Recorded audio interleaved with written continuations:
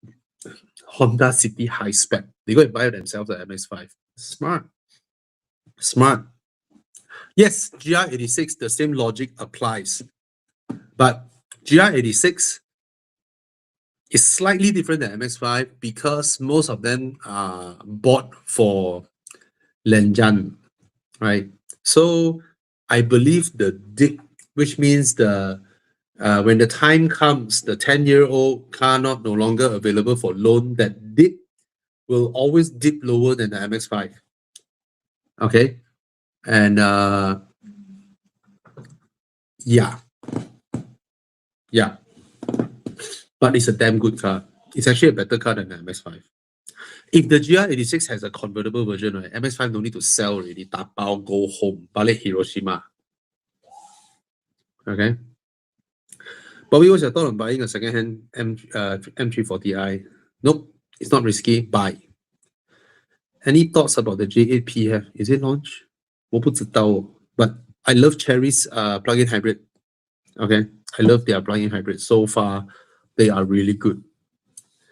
Do you think Tuhu can repair China car? Bro, it's a logo only. Oh, okay, I need to talk about this. Do you think Tuhu can repair Chinese EV? Tuhu is from China, yeah, but it's a normal workshop, right? And do you know, right, why suddenly they become so famous? They are damn smart, you know. They hire a bunch of people not to write the usual thing, that says that, oh, to who is here? I can do this, I can do this. No! They hire people to write articles that, wow, die lo, to who is here? Very risky, oh. Malaysia die lo. Yeah. And then a lot of people hop on because it's like a topic like that, you know, the yellow peril, the Chinese fear, Chinese, right? Add to the inherent racism towards Chinese. So it spread from there. Yeah. So they are just one workshop, right? Maybe they open other outlets. You know, most of the Chinese business, right? They thought, oh, we expand into Malaysia. Then they will realize the real Malaysia business environment. Yeah. They're like, oh, I invest so much. How come don't earn a lot? Then they rather go back.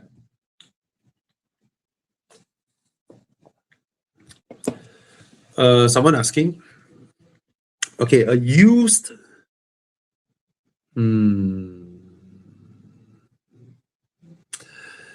Vincent asking, used 2024 Lotus Electra S 450,000, 30,000 mileage warranty until 2032.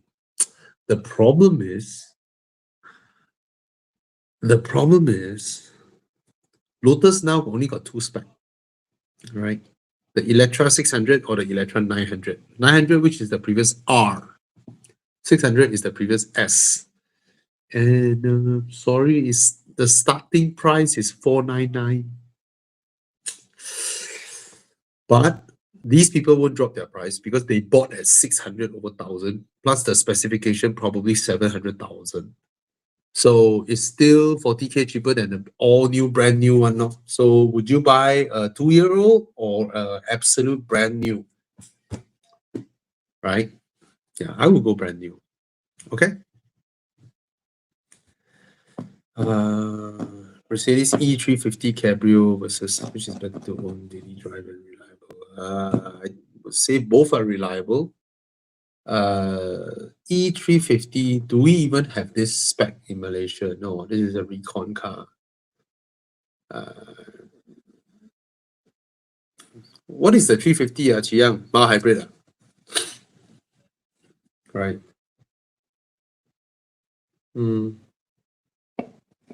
Daily drive, I think the 4 Series will be more maneuverable. But okay, if you ask me for these two cars, 2021 is a soft top, right? 2021 BMW 420i is the soft top new one already, right? Yeah, should be, right? 420i Cabrio, the one with the... no colleagues tonight to support me. Yeah, okay. Since the 4 Series is soft top now, I will get the 4 Series. If it is the hard top, I won't get the hard top. Yeah, so nice to drive. Yeah. Very interesting. I asked myself this question and I have the answer, which is the B10, because it's very stylish. It just has more character, even though I remember and I enjoy driving the Erma 7 more in terms of the drive. I enjoy the Erma 7 more. And Erma 7, quite spacious. Sound system, the Erma 7 definitely better. So there's a lot of things that are nicer in the Erma 7, but the Leap Moto just ticks the box. For a 100K car, the way it looks, the way its interior is finished, I prefer the Leap Moto myself personally. Okay, I don't mean it's a better car.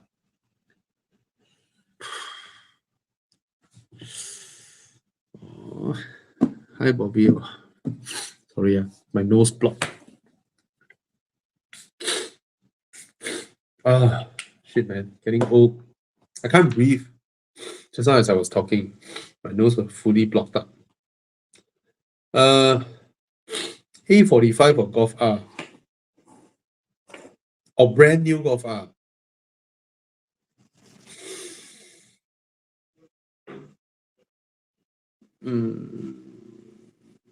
But brand new Golf R would be the pre-facelift, right? It's not the 8.5. Have they launched the 8.5 Golf R? No, right? It's only the GTI, right? Both are good, but if you want brand new, it's still brand new, lah, huh? Different, lah, huh? Okay. And getting a little bit tired seeing A45s though.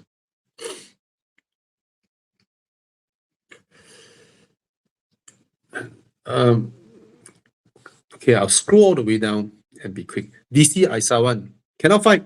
Handling wise, MG is like amongst Chinese cars. MG is like, I think should be the best amongst Chinese. I mean, around this price range, right? The way they handle the MG is better. Yeah, but I like B10's design, interior, exterior. I like the design. I'm not that particularly happy with the way it drives, even though it improved a bit from the C10, but MG is better. But somehow MG just feels, even though they have a new design, they have the problem with the MG is that good looking Chinese SUV design, where all of them have this eye, this eye, all of them. Sorry, I don't feel this is racist. Only stupid ABC American Chinese say it's racist. That's how our eyes are. What the fuck, right? So all of them have this eye. All of them. The Ermas lah, the MG lah, then some random Chinese SUV you generate in GTA lah. They all look like that. But this guy has that. I don't know. I like the B10's design a lot. It feels so German, so Cayenne, so baby Cayenne. It looks more Macan than the Macan, you know. It's a pity it doesn't drive that well. Okay. Yeah, B10 has a lot of flaws one. I tell you, no joke one. I mean, I have to say it's a biased opinion. You see, whenever I say that I will pick B10, right, I never say the car is better than the other. I just say it's very personal. I like the interior design. I like the exterior design. I like it's cheap. You know, it's 100K, but it looks so good, right? So, yeah, there's a lot of flaws on that car. Okay.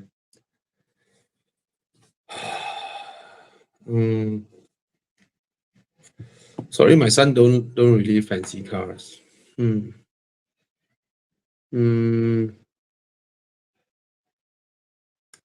Hi Bobby. Hi Bobby. Mazda is selling the 1.5 quite well. Of course, last time they priced it at 160. Now they price it normally. Imagine the margin they were making last time. Do you think it's worth the upgrade from a current gen Honda City, I don't think is worth it.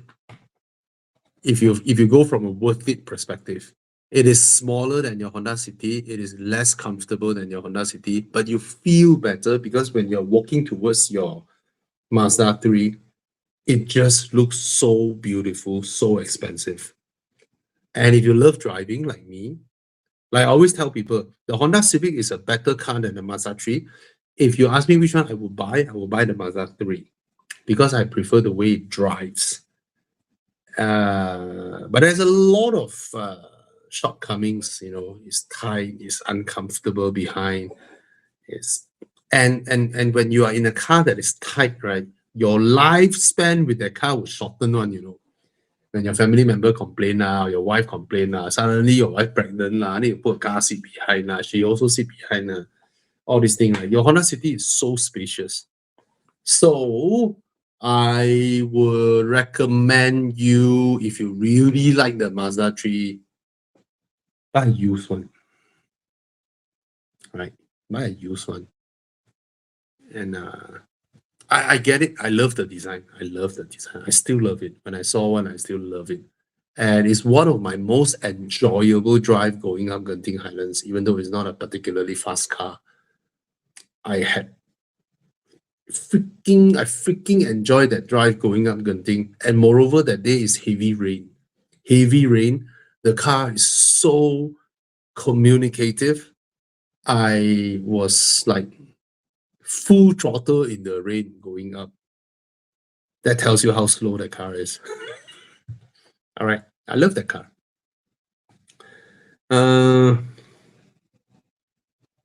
Cool. I like this question. Oh, I love this question. Hi, Bobby. Been driving the Mazda 3 liftback for 150k km now. Thinking of trading it in and get an FL5 as the new workhorse with one kit. What is your thought? Thanks. I call the FL5 the fastest currently. For the current cars that I tested, right? It's like, no, I didn't say it's the fastest. I would call it the best car a car guy can buy as your only car.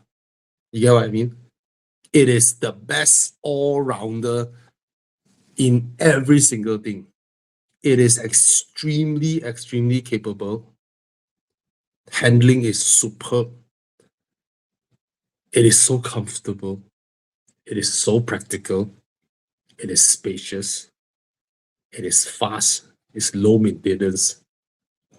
I just don't like how it looks, but it's an amazing car. It's an amazing car. Right. Moreover, you get to claim you're a damn good car guy because it's manual, and the manual is so easy. It's so soft. It's so easy to shift in. It's not soft as in the shift. The shift is nice, but the clutch is soft. The biting point is perfect.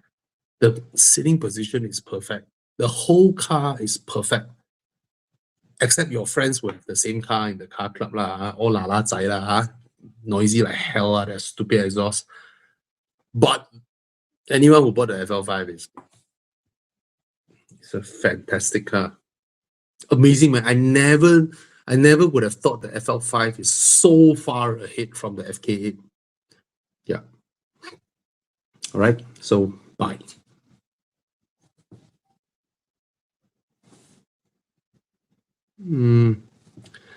Okay, this is interesting. Hi, Bobby. How's the Jetour T2 so far? I saw your video, but since you're live, might as well just ask you on live. I still maintain it's damn good value. All right, for the size of the car, for the looks of the car, for what it can do, it is damn good value. But if I were to buy the car, which it did cross my mind because it's so good looking. It's so good looking, and it's genuinely big, right? Just imagine this: the Jetour T2 is so much cheaper than a Suzuki Jimny.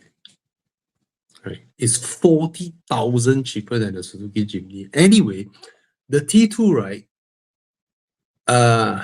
Yeah, When it launched, I saw the car. I was like, oh, okay, 150K, okay, cute, lor. In my mind, maybe the car is the size of, it's the size of Corolla Cross Hybrid, that kind of size. I thought Manatao is bigger than CRV, right? The Jetour T2 is bigger than CRV. It's 150,000. And then I saw one next to a Discovery, the Land Rover Defender. It's not that much smaller than the Defender. And I go like, wow, that's a bargain at 150,000. Hi, Tana. Hi. So for 150,000, you're able to buy this car with this kind of power, this kind of drive, everything, right? It's already fantastic value. Then I drove the car. All right. When I drove the car, first thing I told the salesman was, now I understand why is this price. So I tell you, I will still, if I were you, or if I'm in the market to buy a new car, new big family car, right? They can do more things. Right? This will still be on my top of the list. I'm talking ICE, Yep. This will still be on my very top of the list. But the first thing I will do is I'm gonna go foam the car and improve the soundproofing. The tire road raw is pretty prevalent. It's pretty it reveals its price point with the soundproofing. It reveals its price point. So first thing I will go and visit Uncle Desmond. I will let him drive the car. He will say, he will agree. Okay, need some soundproofing. That will totally transform the car. All right, so that's what I would do lah. What tires are they on, Bobby? Chinese, I presume. Yeah. So the noise I hear is 100% not the choice of tire. It is not the tire, it's the undercarriage soundproofing. Yeah, I'm very sure on that because it's too loud to be differences between tire brands. And I'm going slow anyway. Yeah. 1 second. Okay. Tana looks very sexy today. Yeah, he looks gangster, man. Sorry, I just came home and I popped into the live call today. Didn't have time to change and stuff.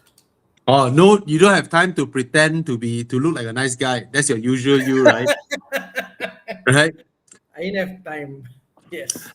I know why you wear like that today. Why? It's hot. No, you guys reprinted the sticker for your windscreen.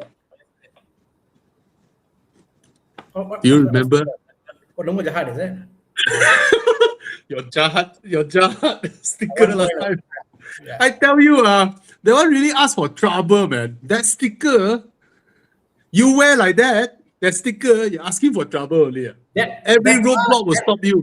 That car had the exhaust system on. The color was red. Wow, really manual some more. I was drifting all over KL. Wow, really? Yeah. You're not asking for trouble. You're just asking for a 2-night stay at the IPD. No lah. While they investigate. But said that, I got stopped twice by the police, and they said belanja exhaust. So they were okay with it. That's a nice policeman. Yeah, they're okay. Yeah. But the moment you start speaking, people know, this is, I think so, Bobby. I think when you speak in the way and who you are, they know like you're not, Is your wife near you? No, she's outside. Okay, I think the police will say, ini mesti dalam rumah takut bini punya. Pakai macam ni keluar buat lagak saja. I'll tell you a story. The year was 2000. I was driving my Satria. I got a white friend next to me. Went to the clubs. We were drinking a couple of beers lah. Very young like that, Coming out, police block. I said, sure, kena. White guy said, no man, I'll come. They won't stop. White guy. I said, no, I'll take it. I went there, officer tire. I had my tie pack in the thing, whatever. He stopped me. He said, blow. I blow. He said, you been drinking? I said, no. I thought minum tuan. Saya minum dua je. He said, bro, you've been drinking. I said, no tuan. Okay, you can call your superior. He called. He said, you've been drinking over the limit. But I see you're a very nice guy. I let you go. True story. No, a formal attire, shirt, office clothing, Yeah, behave Yeah. well, right? Behave well, I spoke well, good mannerism, very polite to the So officer. it must be you lah that time when Yeah. we were in the tunnel, then we see roadblock. Then the police asked us jalan saja. Yes, correct. Yeah. Makes sense. All right. Okay. Uh, that. Okay. This question no need to ask lah. M340i buy. Okay. Okay. Okay, back to HD quality. Oh, okay. See what I said is true. Hi from Egypt. Just bought a T2 DMI. Fantastic buy. 375 horsepower. My gosh, 600 newtons. Planning to lay down sound deadening sheets, is it? So what I say is true, huh?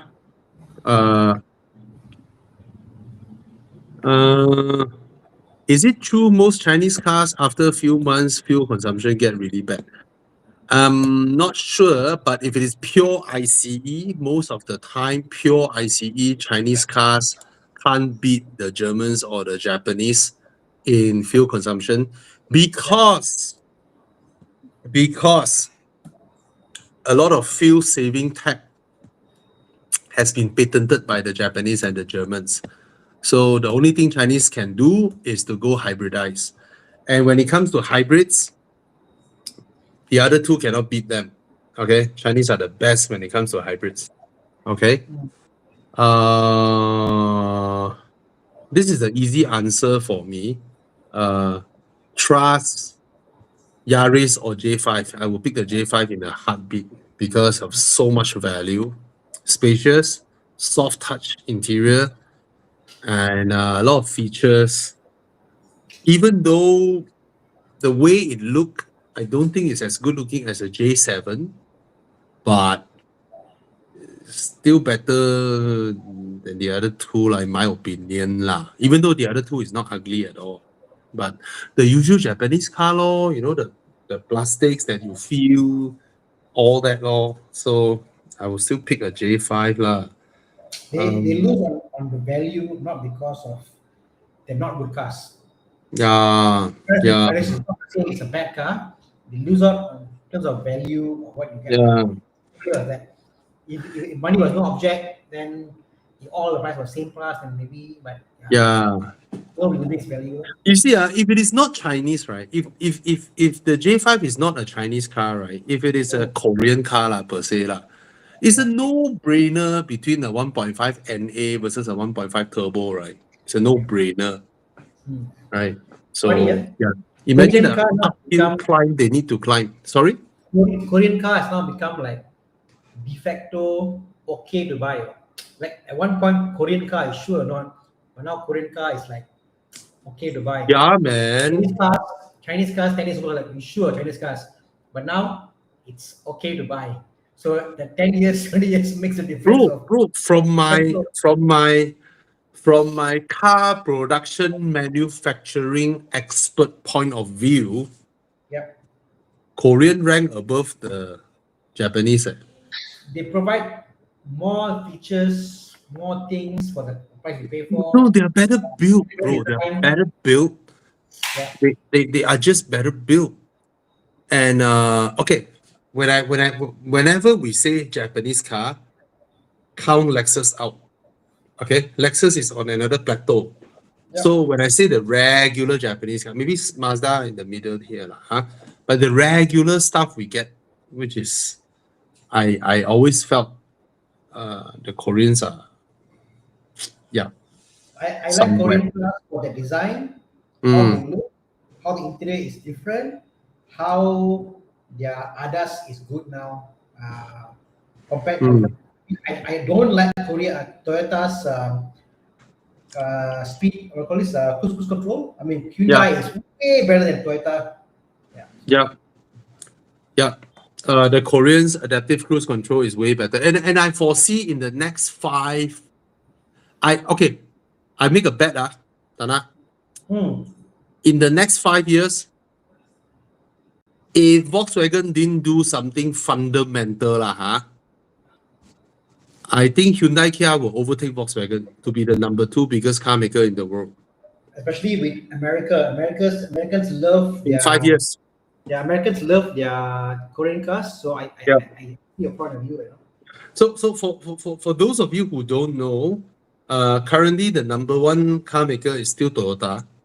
In the world, number 1 is Toyota, number 2 is Volkswagen, number 3 is Hyundai Kia. Okay, and I foresee in the next 5 years, Hyundai Kia may overtake Volkswagen, but they need to wake up a little bit in the Asian market where Chinese have come in. They can no longer look down on Chinese and only aim at the Japanese anymore.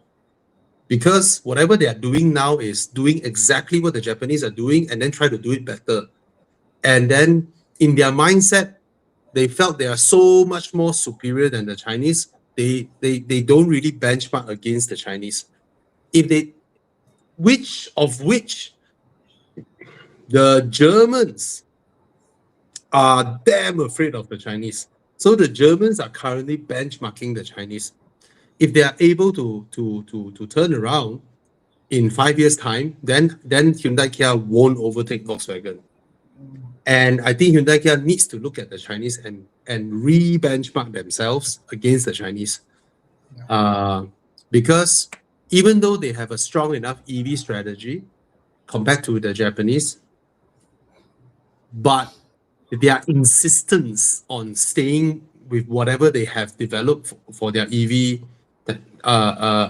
product ranges, right, completely lose out to the Chinese in terms of price performance ratio. Whereas the Japanese have gave up and straight away buy Chinese car. Same goes with Germans. Straight away buy a Chinese car, change the skin and sell, which is short term. But if you are Korean, if you have a long-term strategy on how to press down your costs, then maybe it'll work. But if you insist on doing it yourself, hoping one day something will come, that day won't come. So we'll see. We'll see. I mean, to me, maybe like year 2000, imagine what cars were out there. You had your 39s, 39 BMW. Then on the Japanese side, you had your maybe your Altis or not Altis, back then was Corolla. And it was not even comparable in terms of Proton is better, bro. Year 2000. exactly not comparable. 2000 Yeah. you had your Millennium Edition Vera, which Yeah. was good handling. Then you fast forward 10 years where we are now. Cars today, like talking about like J5 and Yaris, it is so close that the difference is only about value. They're all good cars. They drive well, got good seats, comfortable. They brake well. No, very few cars are lemon cars. Where do you compete in? Design is very arbitrary. Yeah. What do you compete in? I don't know. I don't know. In 10 years, how do you buy a car? How do you buy a car that's German? How can VW get any better? How can BM get any better? That's the thing. That's the thing. You see, the Chinese, right? Because Chinese are such a pragmatic society, right? No nonsense, no God, no demon, I don't trust fate, right? Oh, there's a mountain blocking me. Oh, okay, let me dig away the whole mountain. Yeah. That's the Chinese mindset, right? Right, the old Chinese mindset, the old folklore, right? Wow, the sun is so hot. Let me try and shoot the sun down. So they they don't care. So whatever what you mentioned just now, right? Imagine the Chinese thinking the same or arriving at the same conclusion. How to improve further? So I just mentioned this thing to a Singaporean the other day. He was in manufacturing. He didn't realize this when I told him that. Did you know that the Audi factory in Ingolstadt has to design the factory to be 70% manual labor because they have to take care of the workers who stay in their Yeah. town. They have a deal with the town council to get some preferential tax rebate, Yeah. which is incentive in a way, or subsidy, they like to call it, right? But in return, they designed the factory to have 70% labor. What is this called in my books? It's called hidden agenda, Yeah. right? The Chinese don't care, right? The Chinese are now rolling out dark factories, factories that don't need human, so you don't need lights, you don't need ventilation, you don't need canteen, you don't need fucking windows, you don't need you just don't need. You only need a control room with people in there making sure all the systems are running fine, and the factory runs 24/7. No after work hours, no public leave, no holiday, no Chinese New Year nonsense. They are moving there. So what the Chinese thinks is my material, my build quality has to beat my competition, and my car has to be cheaper. Yeah. I fuck you both ways. Yeah. That's their mindset. The old You know? economics don't prevail anymore. Yes, that will ensure my survivability because in China, if you don't do this, you will die. So how do you beat somebody like that in the global playing field where they have no agendas? They don't need to worry about workers' rights. They don't need to worry about a bunch of Koreans holding placards, striking. Yeah. Yeah. So it's a question of how do you survive? And in that sense, because the Chinese government now they stop the subsidy, hands off. Your fire, your fight till you die. I don't care. Right? I don't care. So this is what's happening in China now. Now, how do you fight a competition like that? Yeah, that is crazy. I mean, Joe Samad from Sabah, political writer, you're saying about places like in cheers Bobby. Yes, bro. uh, we asked Gili and all these companies to come to Malaysia. But the Mm, reality is, like in Sabah, they invited people to come and open factories there, mm, but they can't employ the people. Factories are big number, yeah. but you have a power plant that's run by 30 people, 20 people. You can't help the local economy. Mm, Factories nowadays, day by day, that's the reality of it. And if you can't get away from that, what you have unions in apa nama dia, in Germany or like in Malaysia, BT coming up with new policies day by day. I don't know. You know what I felt? I felt that us human beings, right, don't belong in factories. Oh yeah. We don't belong in factories doing things day by day, like that. We belong where? If you ask me, right, my desirable society, right, I would rather the 1,000 factory workers, a few of you open your Adobe shop, a few of you open your car wash, flip burger by the roadside, sell nasi lemak, talk to people, right? Be a florist or help someone do their garden, do their plumbing. Humans belong here. We don't belong in a factory doing repetitive work with absolutely no life. It's even better to work in a public park to clean up the public park, see the kids, right? Yeah. Than working in a factory, so dull, that kind of job is slavery. It That also is limits slavery. that factory in being agile and changing processes, becoming more efficient, taking out new products. They can't do it because people are there. They can't adapt as quickly. So are Yep. trying to be So you are killing the whole process Yeah. by having humans there. I rather see, if I'm a leader of a country, I rather see my citizens on the street performing live, painting for other people, taking photos, do creative stuff, be in the city, live in the city, flip fucking burgers, sell hot dogs. By all means, make the city lively. You all don't belong in a factory with a uniform, just doing repetitive things like freaking robots slaving your life away. Even those working in banks and all these accountants and all this stuff, it's crazy because all this can be automated. Yeah. But they choose to be indoors. If everybody was outside doing stuff, oh my god, what a world. Yeah. Nobody belongs in a factory because it sucks your soul away, It really sucks your soul away. So yeah. So guys, go out there, buy a convertible. You see more. Yeah. Convertible is one of the best things you can ever do in your life. To drive, Yeah. see the future, see the real world, what's happening. Yeah. Mm. Okay, back to car questions. Quick one, C300, buy, it's reliable, go ahead, but it's already 7 years old. So for those who are here who do not know, everything we do is to help car buyers, right? Because I hate seeing people buy the wrong car, and I would like to help car people. So we have extended warranty. So if you buy a C300 that is out of warranty, you DM us on Instagram, someone will reply you.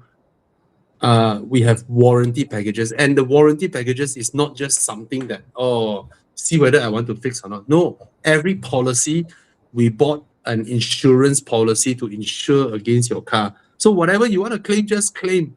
If it's listed there, you can claim because the insurance paying for it, not us, right? It's the insurance company that is paying us the commission, all right? So it's not us pocketing your money. Don't feel like fixing your car. Like a lot of warranty out there, they pocket the money one. Whether they want to fix for you is up to them. Ours is you get an insurance policy against this. If you don't violate anything is listed there, they have to pay. To them is black and white. Okay? And not just that, the other day I felt very, very sad seeing the Ferrari burn and two Singaporeans die. Nobody has a fire extinguisher. It's very, very sad. So first of all, whatever I'm showing you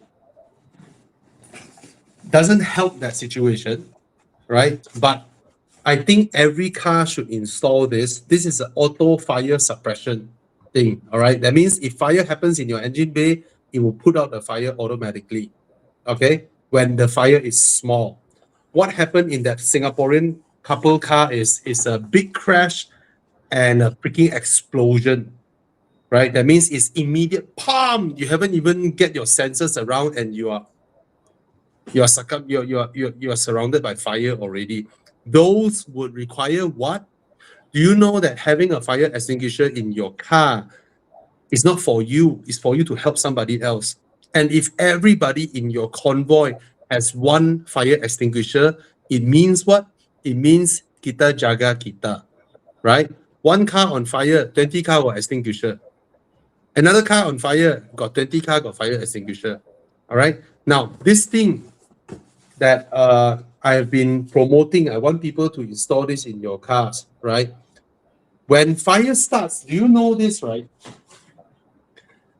When you saw or realize your car is on fire, it's already burning for a while.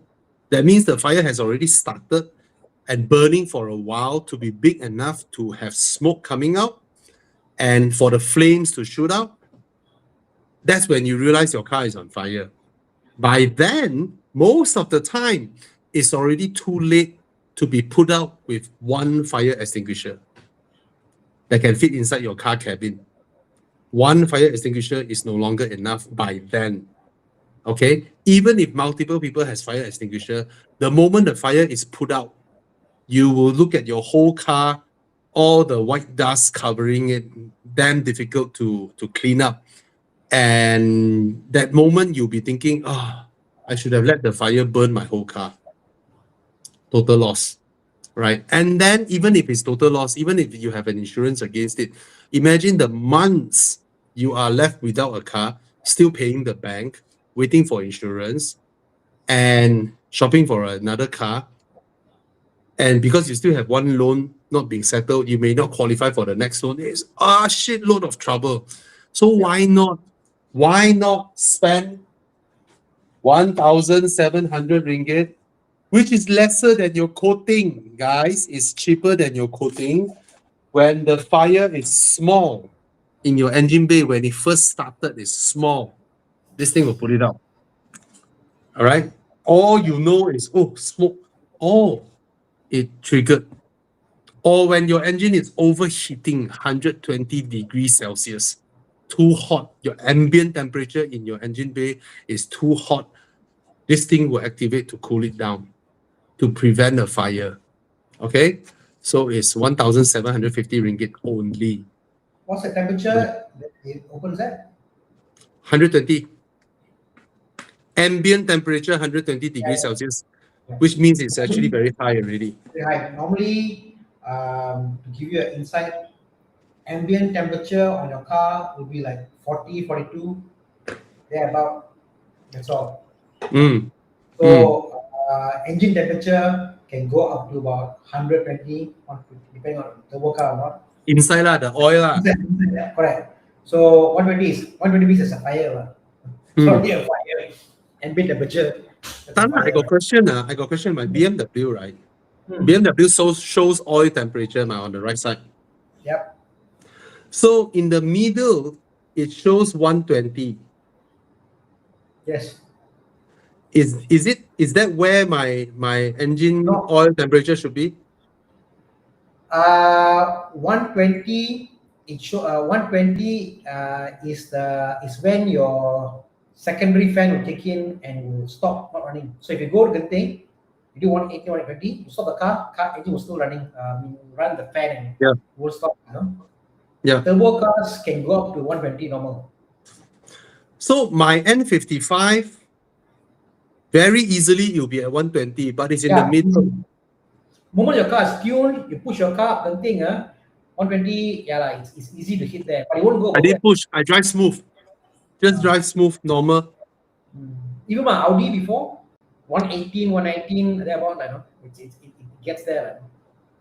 But the idea is, they don't say actually what's the limit. They say it's normal to get there. Okay. Okay, somebody asking me double few times already. Yes. How's your 640i Cabriolet doing? Fantastic. Can get the M6. How much it makes a difference in terms of drivability and maintenance? Maintenance will be a huge difference between an M6 and a 640i Cabrio. Huge difference. Fuel consumption, maintenance is a big difference. My 640i is super reliable. I absolutely love it. And I did ask myself this question. Will I exchange my 640i for an M6? You know what? After owning an RS6, I won't. Because there really is no need to have a 4-liter V8 bi-turbo in a car like that, and puts me in a totally different maintenance regime. It's completely different, right? Your road tax will be 6,000 ringgit instead of 2,000. Your fuel consumption will be so much higher. Your parts replacement, everything will be so much more. But all you want is just a nice, good-looking car to cruise around. And it's nice. And moreover, in the N55, what you can do is full throttle.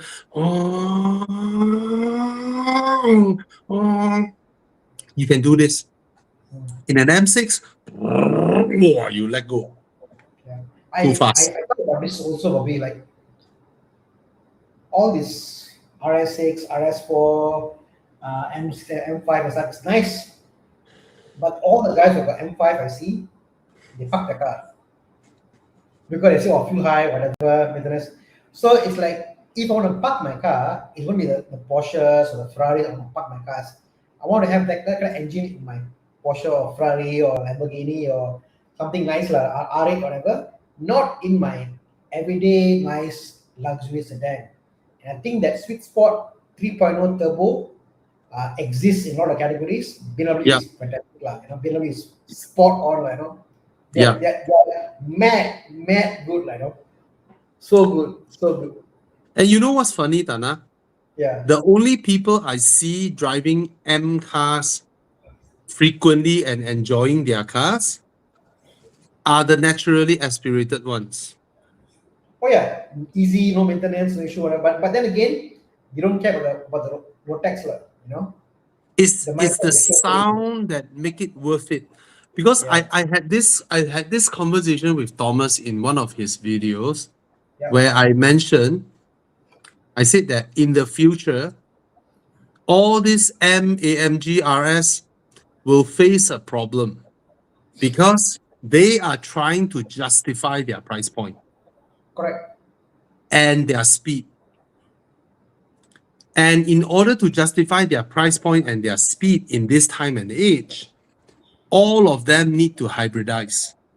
Yeah, All of them need some assistance from an electric battery to give them the acceleration and the power figures to justify their price point. yeah, And at the end of the day, they will realize one thing, that not only it sucks the fun out of those cars, it adds a lot of weight, a lot yeah. of complexity, Mm. and then they will realize one day that it's pointless Quite as to try and beat EVs in acceleration by dumping stuffs into the car, making their cars 2.5 tons, 2.6 tons, 2.7 tons. yeah, And the only way for these cars, the M, the RS, the AMG, to sustain their selling price by giving up the acceleration, which means you go back to exotic engines. yeah, That means you go back to your straight six with individual throttle body. Sounds amazing. And focus on the steering, focus on the weight reduction, focus on the shifting, yeah, focus on those things that brings the emotion yeah, instead of those things that gives you the acceleration figure. And same goes with the V8 engines, the V10 engines. Go with naturally aspirated.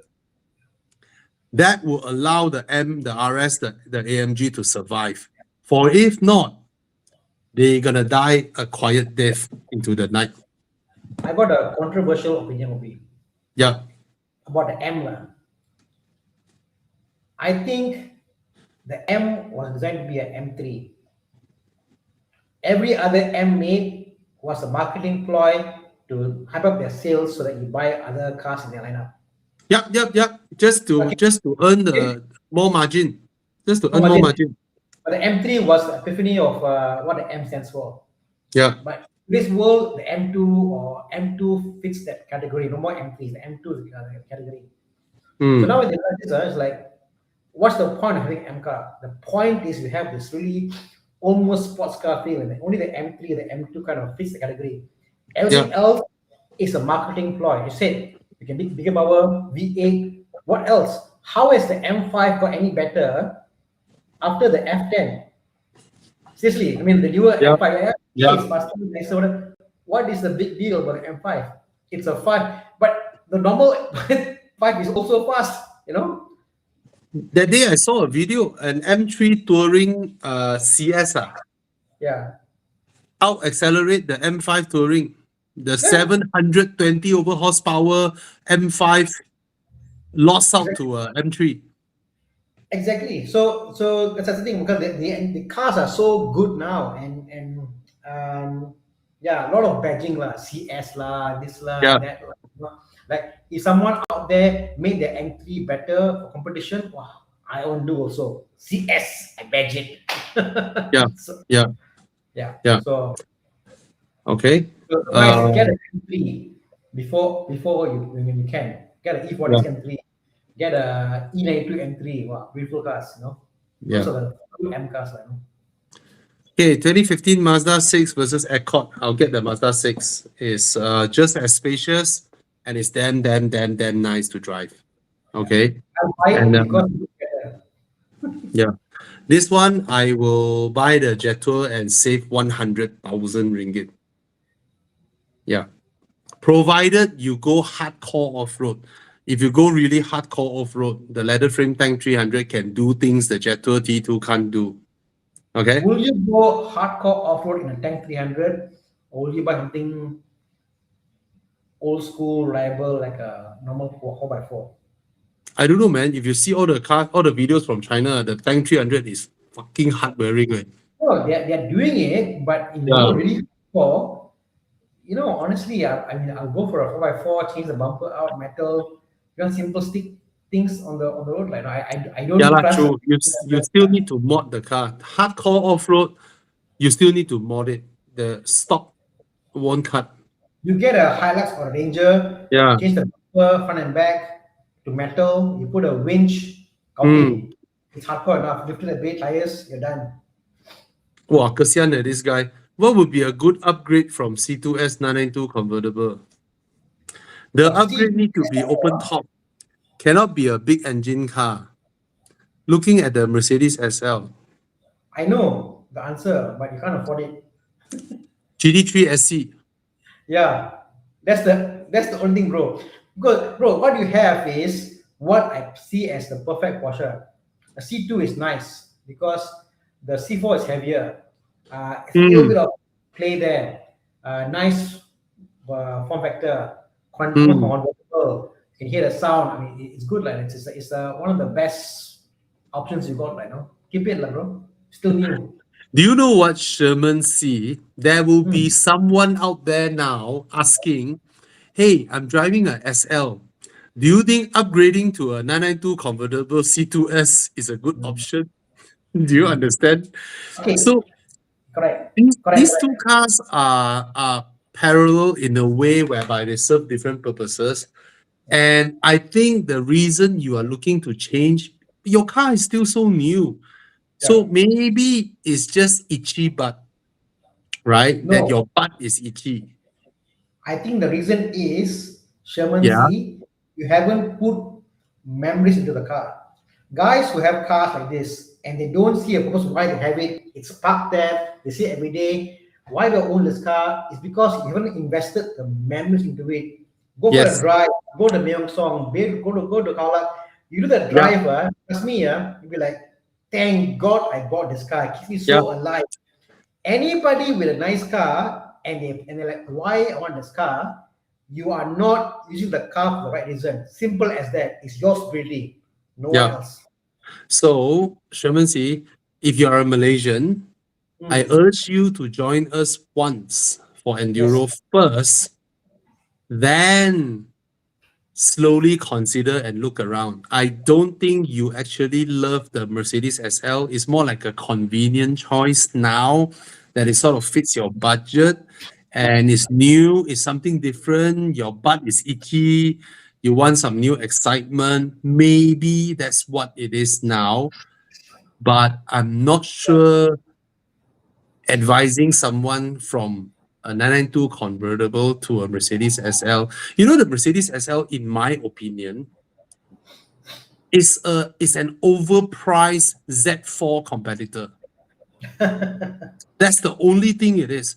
It is an overpriced BMW Z4 competitor. The only reason it's priced like that is because Mercedes priced it that way. There's no other reason for its existence in the market to command close to 4 times the price of a Z4 or twice, depending where you buy. You buy brand new from BMW, then it's twice. So I don't see how it's twice or 3 times the price of a BMW Z4. Okay, so maybe you want to still drive your car around first. I know you're thinking, oh shit, it's going to depreciate further. No. It's sort of hang there already around that kind of price point now. I know because the market is full of Porsche. That's why the price keeps going down. But for convertibles, you are always insured in a way. Okay. Yeah. Okay, so you might want to look around first. Who knows? A F8 Spider turns up for good value, or a 488 Spider. Maybe that's a viable choice going But into that an car won't actual be sports car. but the car won't be as deliable, as evo endurable as your convertible. You know, if you can give the time and energy, bro, go for evo enduro. Trust me, you love the car more. The Ferrari suspension is more pliant though.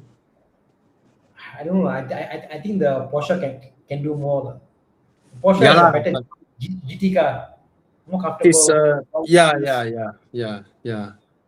yeah. Okay. Instead of the SL, maybe there's another car that you can look at. You know, just consider look at, see whether you can find a Vantage Roadster, Hmm. an Aston Vantage Roadster. That will give you a new, different enjoyment. It's more comfortable than the 992. Yeah. And I don't think the price is crazy high. Maybe on par with a Mercedes SL. Who knows? A used Vantage. To Okay. give you the everyday excitement, you on the car, hear the sound. Yeah. Every day you have that Yeah. wow. And you get the actual Mercedes 4-liter V8 that should have been in the Mercedes SL, which is not. Yes. Yes. Okay. All right.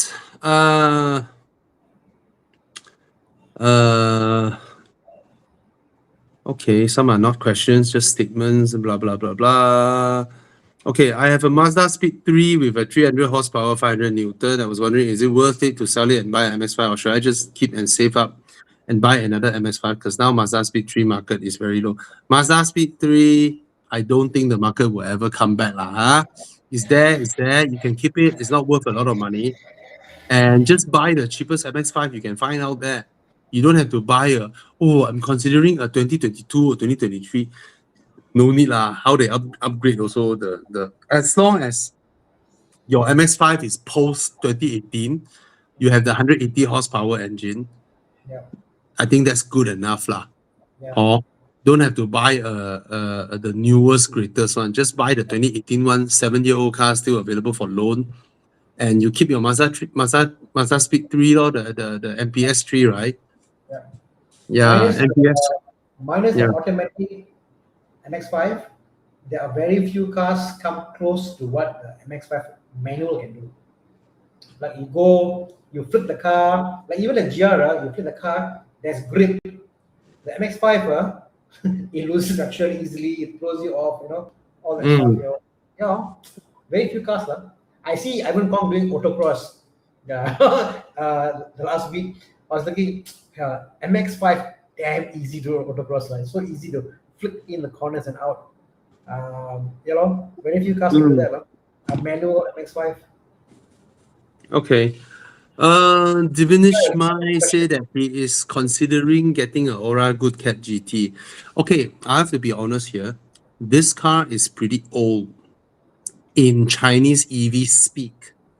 And Chinese EV, they improve. Every 1.5 year for a Chinese car is a 5-6 year for a Japanese or German car in terms of their improvement. All right. Every 1.5 to 2 years, they improve by one generation. So, in that respect, I felt maybe they have improved the Aura Good Cat GT. I'm not sure, but comparing it to the modern crop of Chinese cars that are similarly priced as this one, maybe you like the design of this car, then by all means, right? But for the price that it has, the power, everything else just doesn't seem that appealing anymore compared to the more current crop of EVs. The Atto 2, the Steel 6, the B10, all these are fantastic. But if you like the design, I can't argue with it, right? So, and of course they have promos going on. Okay. Okay. The guy with the Beetle. Oh, let me highlight. Okay. Hi, Tana. Your thoughts on the 2012 Volkswagen Beetle 2-liter? The engine is just dying to fail from piston ring failure. But more likely the guy would have done the rebuild in the past. If they done the rebuild after 16, 17, and you're fine, get it. because I can guarantee you all VW cars 2.0, 888, 2012, 13, 14, if they haven't rebuilt the engine by now, because the piston ring failures, it's about time.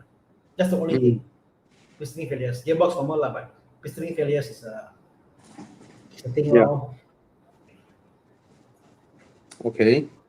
Actually, a class action suit in Malaysia, no one took it up. Okay. G60 or 530i?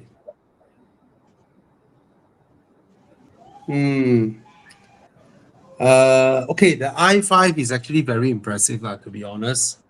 Okay, I tell you what I hate about the G60. I don't like how it looks, but this is a personal opinion. Some people may like it. So that's my personal opinion. I don't like how it looks. I also do not like its interior. Okay, because the car is absolutely humongous on the outside. It's so much larger than the 530i. But when you go inside the car, it's almost the same room as the 530i, as the OG30. You're talking about Sorry. the old No, car. he's not. He's not. He's talking both G60. Yeah, he's comparing both G60. Then I would say, honestly, if it is the 530i, I would have felt that, what's the difference with G30 leh? You know? So maybe for these two, I will go for the i5 because it gives me a whole new comfort level that by right this price you couldn't buy this sort of comfort for this price. The i5. The i5 is so sorry? Comfort as in quietness? Oh, it's the right quality and the quietness, the suspension pliancy. It is so comfortable. But the ICE is cheaper though. Yes, but the i5, right? Okay, many of you don't have the chance or opportunity to sit in a Rolls Royce. Okay? And Rolls Royce, there's an EV called the Spectre. Put aside the materials in the car, put aside the absolutely gorgeous design of the Spectre, because those things will affect people. Okay? You cut those aside. I'm just judging the right quality. The i5 is not far away. It's not far off the Spectre in terms of the right quality. I know the soundproofing wise, Rolls Royce will be more, wow, the leather, everything, the whole perception will be, it will change how you perceive things, right? But I'm able to dissect them. And if I dissect them, I'm just judging on how the car rides. The i5 isn't very far away from Because the the weight, Spectre. because the weight of the car, how it sits on the road. The suspension tuning of the i5, another level from the G30. So yeah, that's my impression of that car. But I still hate how it looks outside, inside, and the infotainment system. I want to pull my hair out. Yeah. So at least if you're going into G60, get the one where it will give you a different experience that the G30 couldn't give. Because if you buy the 530i, I kind of felt that the G30 also can give this kind of experience. Yeah. And it has the same amount of room. Yeah. For me personally, if I'm getting a G60, I'll go for the 530. But if I want that luxury comfort and stuff, I'll go for i7. But Because you're dealing with more bulk, the i7. Because the thing is, not many people want that whole have like plushness, whatever. Yeah. And the price of i7 now is cheaper than this like 1-2 years old use. i7 is a way better car, interior, the screen, and all that stuff. Yeah. I think the i5 is a shot at being good. It's not great. the i7 is the benchmark. Yeah. So if you go to and if you think what is the 5 series definition, I want to do 240 kmh non-stop easily. You can't do in a G60. EV. Cannot. I Yeah. can't do. I mean, to me, the idea of having an A6 or 5 series or BMW, Mercedes E-Class, I don't do for 260, got no issue. Highway, I Yeah. drive. I can do that. I do not want to say I cannot do that because that's who I am. If you say I can Mm. have 190 on an EV, bloody hell, what's the point of buying the car for? Agree. If that's the case, I get a driver i7, sorry. Yeah. In that essence, I totally agree. Then we Yeah. come down to probability of usage scenario. Hmm. The usage scenario of what Tana mentioned just now. What's the percentage of that happening in your Mr. Kian Lee Yeah. daily? If you are someone who always needs to 220 kmh down to JB or sometimes Penang, then definitely the 530i, Yeah. right? But if you are mostly rolling around the city, you seldom go outstations, or you have an Alphard at home for your whole family outstation, then you know your choice already, lor. Okay? Because doing daily in the i5 is so Yeah. nice. Yeah. I It's so mean, nice. if it's a daily, yes, but then daily, would you get a Zeekr instead? Yeah. True, There's so many options for daily. true, true. The whole crux of the 5 series, sorry, like the whole luxury sedan, German sedan market is Yeah. Autobahn. I've Agree. done it. I totally agree. That is the I whole totally idea agree. of the 5 series. Yeah. So to me, it's But even nothing beats. someone like me, the amount of time that I I need the car to do 200 plus up and down, right? It's so rare. It's like Correct. So I maybe less than 1% of the time. agree. And that's where Mm. your lifestyle is important. What do you Yeah, have in your lineup? yeah. If it's your only car to do stuff, whatever, and only car driving, yeah, Mm. maybe fits you. But for the majority of people, they want to know that they've got a 5 series which can gun down the road when they Yeah. want to, they can do it. Like even your Audi, lah. The fact you can do if you wanted to 300 so yeah, it makes you feel good, right? It makes me feel even better when I'm at 290 plus and then the McLaren yielded for me.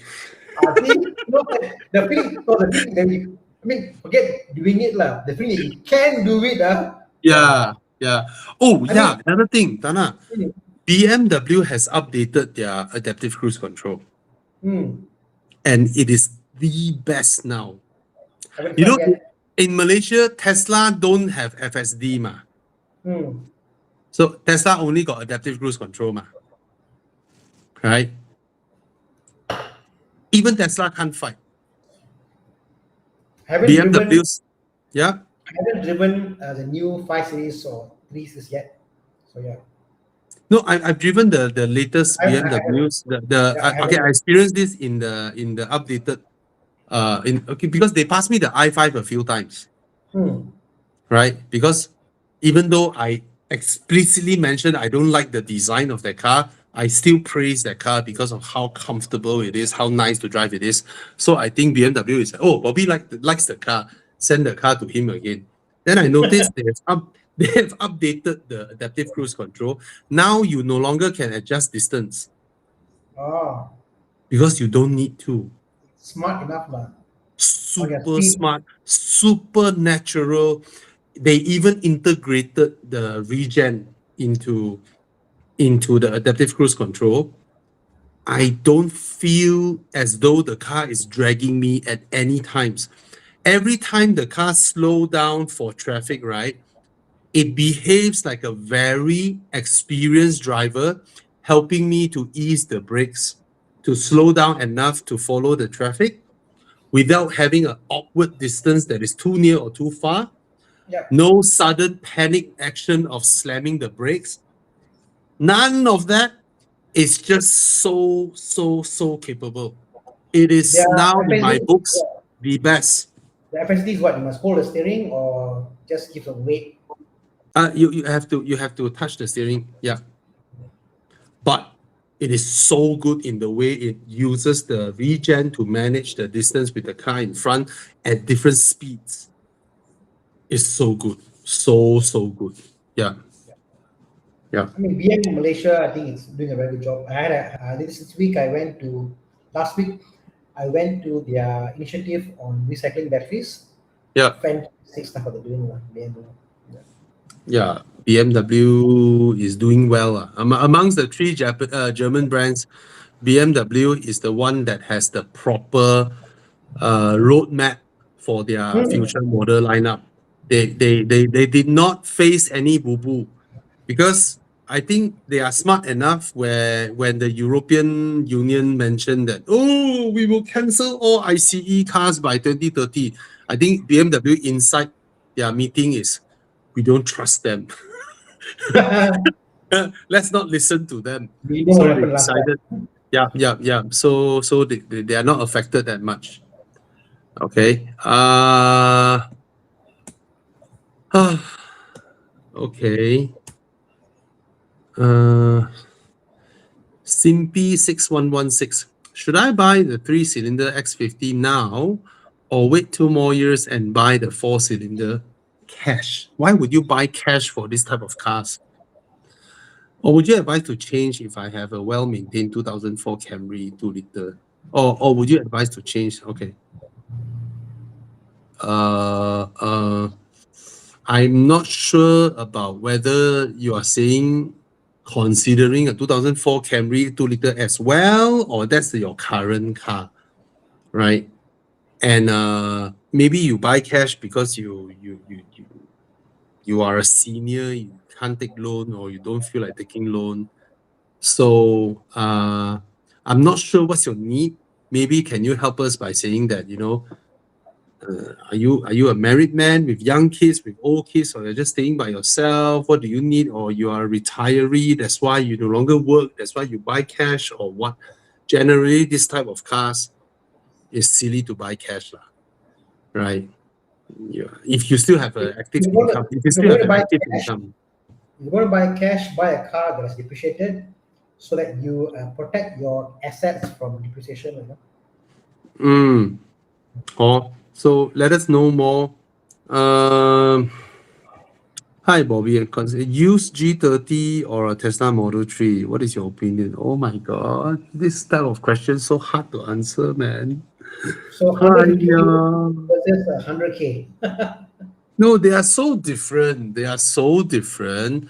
Okay, one car just feels like any other car law, whereas the Model 3 is just unique. It's so unique. I want to pull my hair out the first 10 minutes I drive it. I can't even find how to shift gear.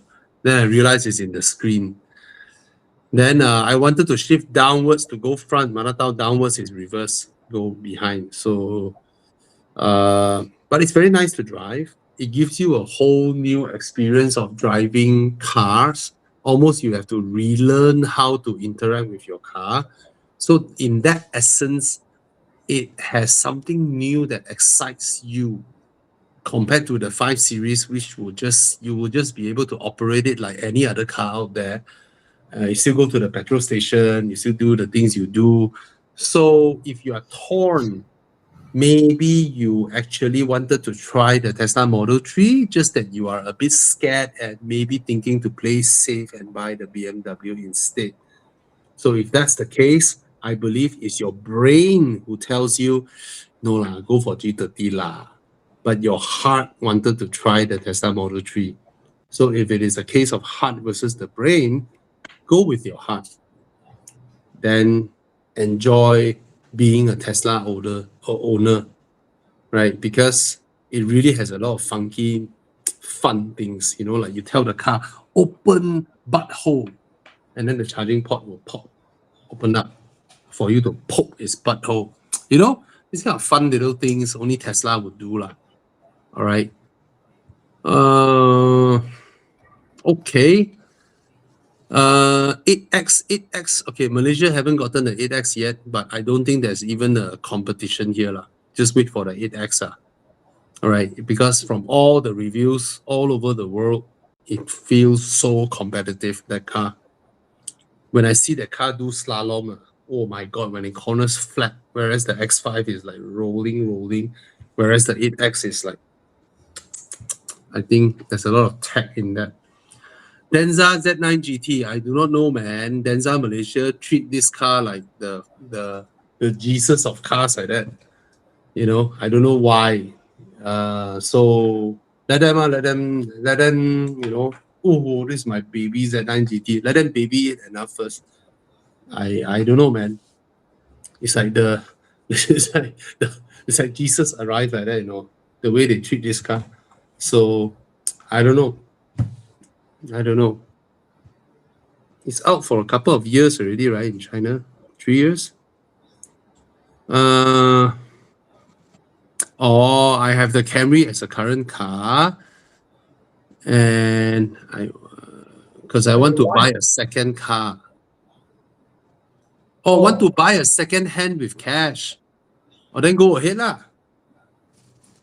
Save up money since high school. Now 21 years old. Oh, you're 21 years old. So I have enough cash to buy a second-hand 3-cylinder X50 right now. The 4-cylinder is a lot nicer, okay? So my advice is don't buy either. I don't think this is the car you really want or need now. You're 21 years old. Maybe you're still studying. Maybe you, yeah. Cash means what? 60, 70K now. I think you should save your money. If you have a part-time job or if you already start working, use your working money to take a loan to buy the car and keep your cash. I don't think it's wise to splurge your cash onto a car that will depreciate indefinitely. Only spend your cash on a car that, if you're buying cash for your age, only buy cars that will depreciate extremely slowly or no longer depreciates. So you keep the cash value while you still have a car to use, right? So I wouldn't recommend the X50 for you, even though it's a nice car, on cash, provided you tell me that you have a source of income and you're going to use your source of income to take a loan and buy the 4-cylinder or 3-cylinder or whatnot. Then by all means, if a car is available for loan and you have an active income, there's no reason to buy cash, right? There's absolutely no reason to buy cash. You don't lose anything because interest rates are still pretty low. So don't keep your money, right? Throw all the money that you have now into some blue chip stock or whatnot, you know, Maybank, just take your dividend or whatnot, and then take a loan to buy the car. Your cash is still in the bank. You still have a car. Why not? After you finish pay off the car, you still can sell, still got a chunk of cash, still throw inside your saving, right? Don't burn up your money like that. No point. At this age, you can buy even if you have the cash amount, right? You go and spend on a MX-5 that is 110K, you take a 40K loan. I would say, okay, why not? Because the MX-5 will keep its value compared to the X50. And you're 21 years old, why the rush? Right now, that's 40K that won't depreciate a single cent. I don't know I don't know whether a 40K cash car will be appealing to him or not. He already has a car, a 2004 Camry. Probably it's too old already. But you save up those money, your hard-earned money. You just want to throw all your hard-earned money into a 3-cylinder X50, even though it's used, and then the car will still continue to depreciate. This is the type of car that will one day depreciate until it's 5,000 ringgit. Yeah, it's not a bad car, but it's a common everyday family car that will depreciate until it's 5,000 ringgit one day. So don't put cash onto this type of car. Put cash onto the kind of cars that no matter how they depreciate, they will still be 80,000, 90,000 forever. For example, MX-5. Right? MX-5 will be like 50K lah. I think the lowest price is 40 bucks. Yeah, yeah. Okay, so I don't recommend your options. Cheapest BRZ now is 72K. So not far off your thing. Wait for a while, you never know. Yeah, You might but that's the see. previous gen, right? Yeah. Oh, this is another guy. I thought it's the same person. Zach Chu. Hi, Bobby. I'm studying abroad in the States. Currently, I can't make up my mind if I should buy a safe car like a Corolla or buy something more stupid. Stupid car such as an NB Miata. Get a stupid car. You're in the Not States. not an MB lah. I don't Yeah. like the MB. I don't know, man. US, their car value is Crazy. so little, so little, so cheap. MX5 is so even S2000 is cheap in US, bro. Right? Get an NT lah. I think NT is nice. NT is good. Yeah, get a Miata. You'll be happy. Lah. You look at his options, bro. He's very cheap, bro. It's a very cheap buy in US. LS 430 is one of his options. So, yeah. So either you get a Miata or you get an LS 430 with a straight pipe because, all right. Yeah, I mean, I'm glad you hear my reasoning.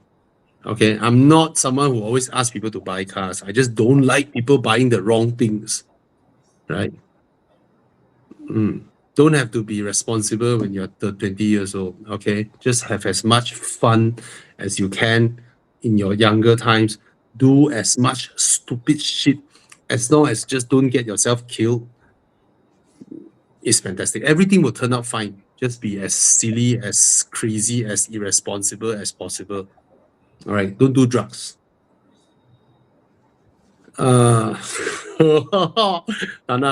recently found out a Mitsubishi Air-Track 2-liter turbo still selling above 10K. Is this still a car that's worth the money and effort to own one? Now, let me tell you this. The fuel consumption, that's the first thing, okay? Full tank, you'll be lucky. You'll be lucky to get 200 km out of your full tank. Okay? That's the first thing. Secondly, it's like maintaining an Evo. It's not cheap. But Evo is worth how much? 200K. Your car is worth 10K. You know So, what I want to tell me? yep, The air track, how can it be so cheap? nobody wants it. High maintenance. You see, when Evo appreciated so much, right? Obviously, the parts will be high priced because it has appreciated so much. And this is I a mean, car that uses the same engine. it won't be 10K lah. It'll be definitely be about 30K lah. That's right, I think. Maybe he found a good deal, huh? It's about 30K So, lah. so I tell you, your brain cannot brain one. When you buy the car cheap, but your maintenance is like that, right? You just don't feel right, even though you save a lot of money technically when you buy the car. So I don't think it's a good choice. Okay, this car is not cheap to maintain at all. Even more so when it's 10K. You just can't stomach. Your mind keep reminding you, wow, this car I buy it at around this price only. I have to spend so much. You know, You do 7 just or yeah. Hey, yesterday seven. at the JDM thing, right? I met Andrew, the owner of Wheelers Gate. So how many years ago? 13 years ago. 13 years ago, I brought my staff. He's my first ever staff when I started my car magazine. His name is Linkesh Tankaraju. My first ever staff. He's a fantastic staff. He followed me from after he graduated. He came and interviewed. Then I hired him. Tana, when he came for interview, right, he brought his friends along because he's scared. Okay, but his friends are all big size. 4 of them came to my office. Became I'm scared. Yeah. But then he's my first ever staff, Linkesh. So I hired him. He's a fantastic colleague. So he worked with me together from Live Life Drive. And then I sold my company and he followed me into Carlis. So when he followed me into car list, he got a higher paycheck and all that. He wanted to get a car. I think I found him the Evo 9 wagon manual. All right, Evo 9 wagon manual. I remember wrongly. I keep remembering the price of the car is 117,000.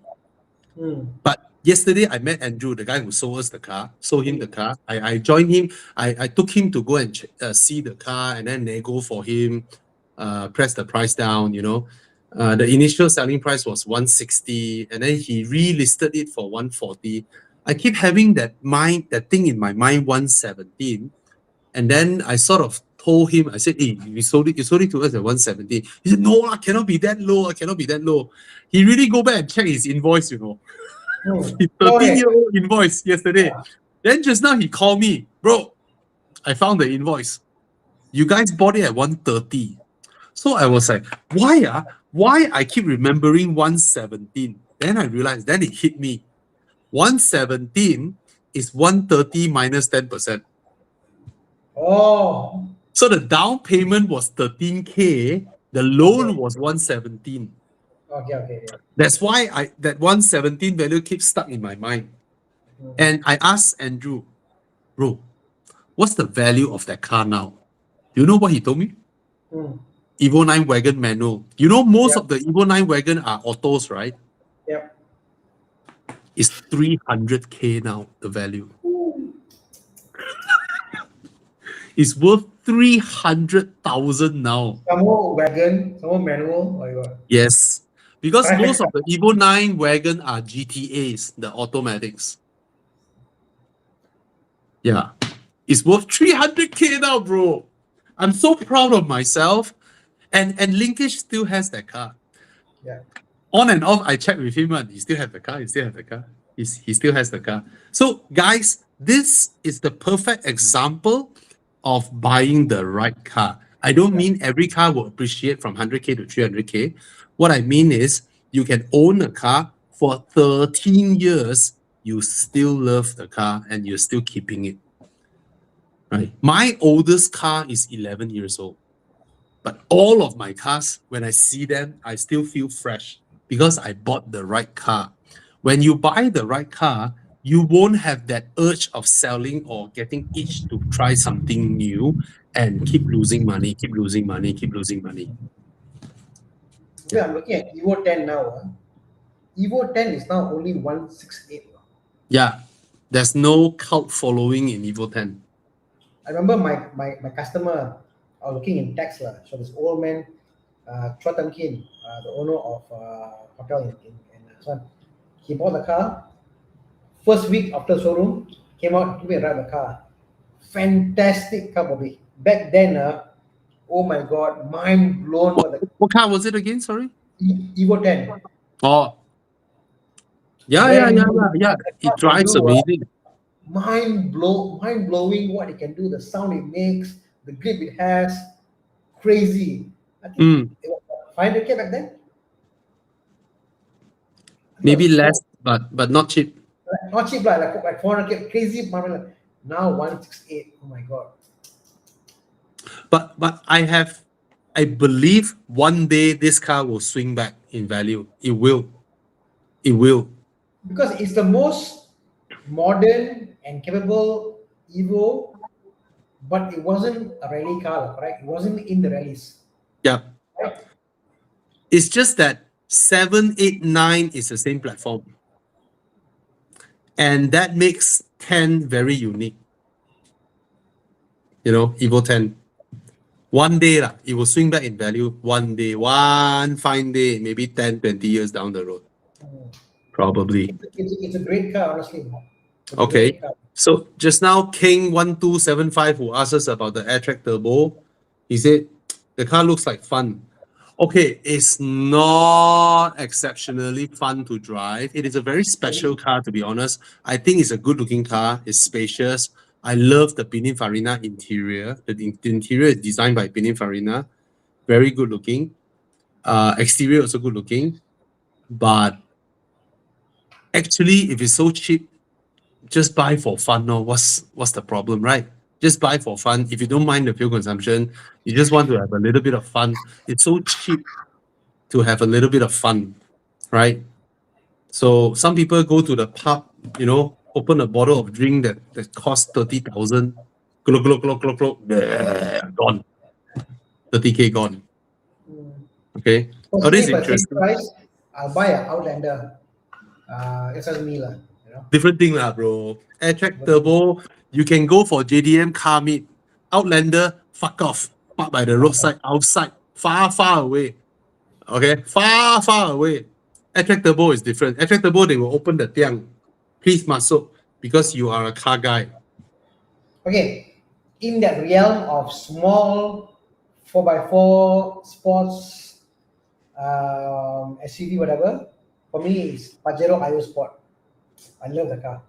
I throw you a more exciting one What? from Mitsubishi also. RVR. Okay. Evo engine. Sliding rear door. Do you realize the rear doors are sliding doors? Chiang, if you are still here, show the Mitsubishi RVR to everybody. Small. The engine is the same engine that's in the Airtrack Turbo. Pudana and all that, no? The Pudana version of the one, it's the Gallon, sorry. Yeah. Yes, that's the RVR, the white one. Wow, Mitsubishi, they dare to call the ASX RVR. They really dare to do that. Yeah, that's the Mitsubishi RVR. Fuck lah, show this one. Don't move already. Evo engine, and then the rear doors are sliding doors. Very old. Epic. 97. Freaking cool car, man. Now, this is a car that you go for JDM car meet, and people will welcome you. If you drive the ASX there, they will kick you out, park far, far away, far, as far as you can. Don't let us see you, right? In the JDM car meet. Yeah. So bad. If you want to buy a weird one, it's like what's the car called? The Isuzu Cross. What Cross? VE Cross. VE Cross. Damn expensive now, bro. When that one price, KC, Do you know back then the VE Cross is 300 over 1,000? But this car, the exterior looks so futuristic. But then the interior. The day I saw one guy selling it, I saw the selling price. I'm like, oh, fuck lah, so expensive. The interior tak boleh. This car looks like any car. It was about 50K, I think, just a few years back. But I think last year I saw someone selling it. It's at a very high price, close to 100K. Correct. Yeah. But this car to me, if any SUV out there you buy and you go, so different, VE Cross. Yeah, agree. So that was the era when Isuzu had intentions to push themselves up the ladder. That was the era when Isuzu designed an F1 engine. Correct. And they offered the F1 engine for the McLaren F1. And actually, they beat every single benchmark that Gordon Murray set for the McLaren F1. But Gordon Murray felt like, Isuzu, the van brand, maybe no lah. But his criteria for the weight limit of the engine and the performance of that engine, everything Isuzu beat it by a mile. BMW only managed to squeeze out 627 horsepower in that engine. The Isuzu one is 750 horsepower. BMW one is 6-liter V12. The Isuzu one is 3.5 V12 NA. And the Isuzu engine is 150 kilos, whereas the BMW one is 200. BMW one exceeded the weight limit that Gordon Murray set. So every benchmark that Gordon Murray wanted, Isuzu beat it. But Gordon rejected that engine. And for those people who do not know, Isuzu is actually the first car brand from Japan. The first car maker in Japan is Isuzu. It's not Toyota. What's It's not funny Nissan. was Yeah. that engine was supposed to replace a Lambo engine in the Lotus F1. Really?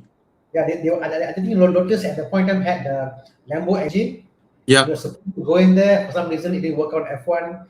But yeah, so imagine Lambo engine out, Isuzu engine in. Yeah, man. Imagine if Isuzu actually went into F1, today's Isuzu would be different. All I can say is, of all the 4x4 in Malaysia, Isuzu's, if you go and look up Isuzu's service pricing over here, Cheap. very weird, very cheap. You know why or not? Because 92 all the customers are all truck pullers. So their ratings are all by commercial rates, very, very, very, very cheap. So even for their 4x4, it's very cheap maintenance cost because they go for commercial use. They're not like Ford, they're not like Toyota, and very cheap maintenance. You know, last time I answered one guy, maybe I should record this one. I remember answering someone. Someone asked me, Bobby, do you know last time is it Mazda? Current Mazda BT50 is the Isuzu D-Max ma. Yeah. So somebody asked me, should I go for the Mazda one or go for the Isuzu one? Right? So you know what I answered? I said, okay, if you buy the Mazda BT50, there is a chance. No, not a chance. There's a high chance when you go and service your car, you will see pretty girls in the showroom waiting for their car service as well. If you buy the Isuzu, you will not see a female while servicing your car, waiting for your car to be serviced. Impossible. Yeah. Yeah, that's the difference only. If not, they're the same car. Half the price of your servicing. Compared to Mazda. I mean, I kid you not. I look at the rate, like, wow, how does a normal workshop challenge Isuzu in their pricing? Cannot. They're so cheap. But the Mazda service center will be comfortable. There'll be biscuits for you. There'll be coffee and all that. I'm not so sure how an Isuzu service center looks like, but I believe there won't be any pretty girls around. Okay, your wife is happy, then she'll buy that. Oh, the wife will say, buy the Isuzu. Isuzu, very good. Yeah. Okay. I saw something on Horizon about the Raptor. Oh my god, 80K for a Raptor. Crazy, man. Yeah, man. Okay, I haven't driven this car yet. I will be driving it very soon, end of the month. Okay. I'll give you my report by then. RX 350, is it a good buy? Any Lexus is always a good buy. Okay. I personally love the X5 handling. Okay, a good thing is that you are coming from BMW SUVs. So in terms of the handling differences of BMW versus other competitors, in sedans, they are so far ahead. But in SUVs, probably not so much. So I would say you are safe to go from a BMW into a Lexus, because especially from an X5 hybrid, I can understand your pain. So every European hybrid owner is a potential Lexus owner. Just get the Lexus, you'll be so happy. Yeah. You know, you'll be so boring. You know what? You'll be so boring. I don't mean the car is boring. I mean the ownership experience will be so uneventful, because every day the car starts, every day the car runs. And trust me, few years down the road, you will not remember how your engine bay looks like. Okay? That happened to me the other day. My Toyota Crown, my daughter turned on the dome light in the rear seats and she forgot to turn it off. So my battery died. So when I called my friend to come and save me, suddenly it hit me. How the hell do I open the engine bay to my Toyota Crown? That's the first thing. The second thing, I was like, shit, I don't remember. I don't even know how my engine bay looks like. I can remember my Audi engine bay, my BMW engine bay in 4K resolution. I cannot remember how my Toyota Crown engine bay looks like. So that's the ownership experience of driving a Toyota. Okay? Yep. Yep. This guy always Slayer Knight DX picked the question about Oh, Tesla. yeah. So, will Tesla pull out from Malaysia after the latest media announcement? What are your thoughts in regards to Tesla? Teslas are wonderful, and as I mentioned early in this live buying guide, the whole MIPI nonsense, I believe, is politically driven. Yep. It is to trigger. Yeah, I think it's politically driven. How I look at what's happening in Seremban, and then some heavyweight figures coming back into the politics scene, and the fact that the MITI minister belongs to a certain party, I believe is politically driven to generate some kind of negative sentiment towards The the current government. governor. Yeah, But on that note, yeah, Tesla isn't impacted by this announcement because so Tesla Code 1 Proton not impacted. Reason yeah. being is Tesla got a special agreement when they came in. But So yeah, I don't like the fact that Tesla has a special agreement because I mean, we like it, so we don't they hate it, they but contribute Tesla, nothing, I think, absolutely nothing correct. to our country. They contributed nothing. They are just here to dump their cars. Correct. Yeah. Tesla won't leave. They're already in a good place. They got agreements set up. They're not impacted. They can sell their cars at a cheap rate. Yeah. Go on. Yeah. All right. Okay. Wow, this one a long question. Hi, Tana and Bobby. Should I wait for the upcoming CX5, J7PF, Irma 7PF, Omoda C7? Omoda C7, what the hell is that? Lepas L6PF as my daily. Traveling total 100 km per day, I presume. Got 2 kids. I have other cars for like city driving. Just that need a bigger car. So if it is a bigger car you want, the biggest car here is the J7. The Irma's also quite big. Not sure about the Lepas. Haven't sat in one yet. Too many things here lah. You want to if you want a big or you want a hybrid, you don't want an EV, meh? Your daily driving only 100 km. Why don't you get an EV for city driving, right? So for your price range, if you just want a big car that is comfortable, and then for your daily driving, you send your kids to school, blah blah, and all that, right? You only drive 100 km per day, right?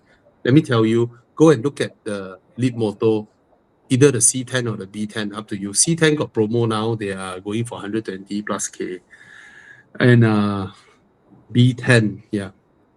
Go look at those two cars because especially the C10, man, it's so huge for the price. You know, Atana, I don't even know who's running Leapmotor in Malaysia. Oh, I don't know who's the brand owner, who's the... marketing. I do not know. It's just their PR agency contacting us, passes the car, and that's about it. I really do not know who's running it. Yeah. But Leapmotor is selling in China, bro. Number 3. Serious, huh? Yep. After BYD, Yeah. after Geely, EV cars are Pricing point, is it? cheap and big. Their cars are all cheap and big. That's their strategy. Not a lot of technology, honestly speaking, compared to, I think I mentioned this last week or the week before. Someone comparing Leapmotor to XPeng. Incomparable. XPeng is a high-tech company. Leapmotor is not. Leapmotor is merely making use of China's robust supplier network to fit a car together and sell, and price as cheap as possible, as high quality interior as possible, as high quality construction as possible, and that's about it. Software is so only. Okay. Anyway, Mazda 6 versus Accord, blah blah. I'll get Mazda 6 now, all the time. Clubman, buy. Okay. Soft top MX5, buy. Okay, Chiang, where's my car? Come. Immediately go in. Jalan. Don't wait. 10:40 already. Scan the code, guys, if you want to join our Tana, we keep saying we want to change this to something else. What? Maybe we can talk property next time. Oh, you know what? We should do After that. car buying guide, property buying guide. Come. Let's do Bobby here. Talking about areas. Cheras, Monkera, talk about properties that we like. What's about it, and then go to properties. We should do that. Yeah, we should. Because you are the pro in that.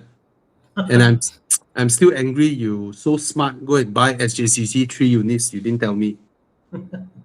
Super smart. That move was super smart. Hey, that time, may I ask, if you don't mind, what was the buying price that time when you bought? Below 600? Yeah, definitely. Walao, below 600K and then the rental 4K. No, rental, my unit is different. My unit is the smaller unit. It's about 3 lah, you know. Oh, okay. But the 3-bedroom is 4K plus, right? If I furnish my unit, you can go up to more. But mine is very bare unit. My concept is I can furnish it full, but wear and tear is there. Don't. Don't. Yeah. Just rent kosong, nothing to maintain. I incur no loss, no nothing, whatever. Yep. I prefer as is. Yep. I call my installment. It's the better thing to do. Yeah. Hey, you got your letter already or not from Sanabi? I haven't do the required to call them whatever. It's busy. Yeah. My wife is doing it. She's gonna pay the amount, then we can schedule what to pay, Sorry? What to pay? Sinking fund and some TNB, don't know what. Basically, we have to pay like 2,000 ringgit like that. Oh, okay. I saw the sinking fund. Yeah. But they are scary. The first part they put there, pay 75% of the drawdown. Like all this on the loan one. Why ask me to pay all these things? Those are for cash buyer. The cash buyer, the final amount 384,000. You know, Bobby? Yeah. Mark called me up and he showed me the video. Yeah, I shared with you the video, no?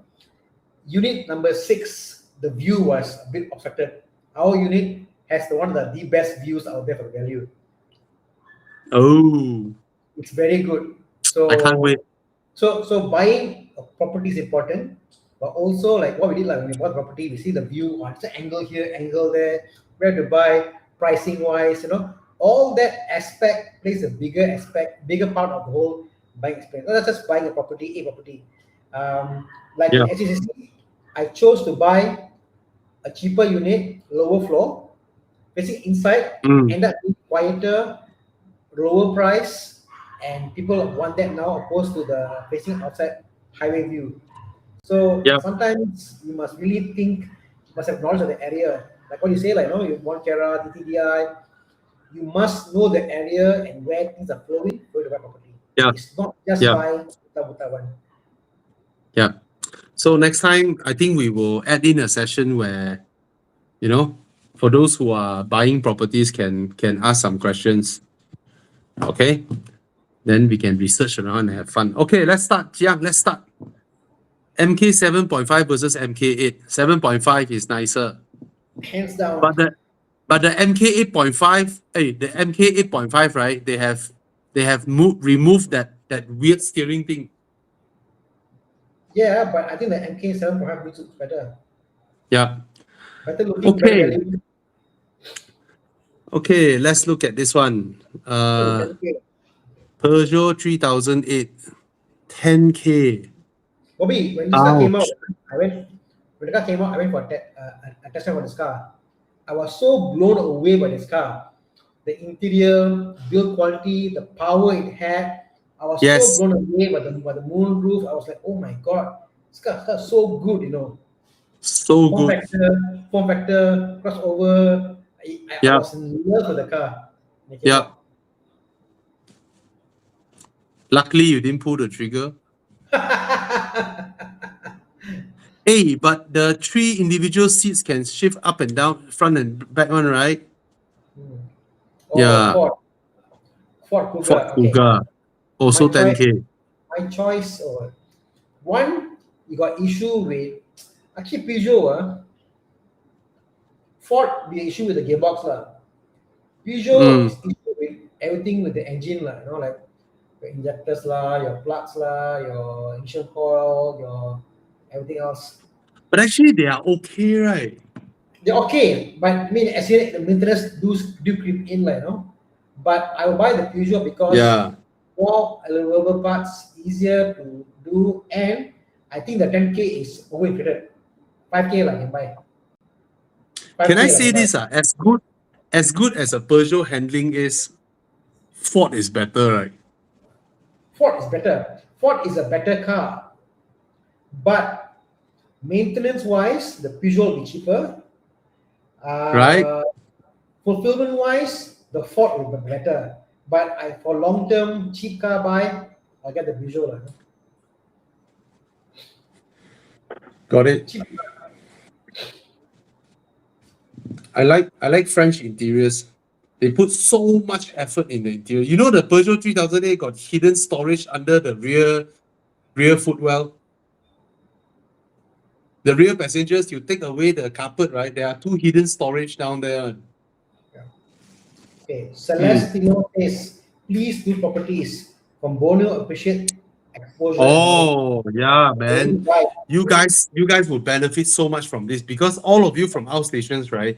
When you all want to buy a property in KL, right? You all only know KLCC. You all only buy city center, which is none of the local KL folks would want to stay in KLCC area. None of us. In fact, there are so many properties in KLCC, which is toxic. Properties in KLCC area you buy, it's toxic. You buy, you lose money, you can't rent out, and you're stuck in KLCC. You know, last time, Volvo's CEO from Sweden, right? From Sweden. Then, of course, company pay for the rental, so wow, obviously they will stay in the city, right?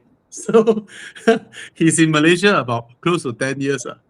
So he rented a place in downtown KLCC. Wow, some high-end condo. Then until the day he leave Malaysia, there wasn't a single day throughout his almost 10-year period in KLCC that he don't hear the sound dong dong dong. Something is building always non-stop for the entirety of his stay in Malaysia. Yeah. So that's what happened to most of the expats. They only know the city center, right? So they wouldn't know that local people would rather stay where, we rather stay, like Sri Atamas, Bangsa. Maybe now they know lah, probably. But last time they don't. Okay, come, let's see the result and move to the next car. Wow, tight. Tight, which deservingly so. Okay, come next.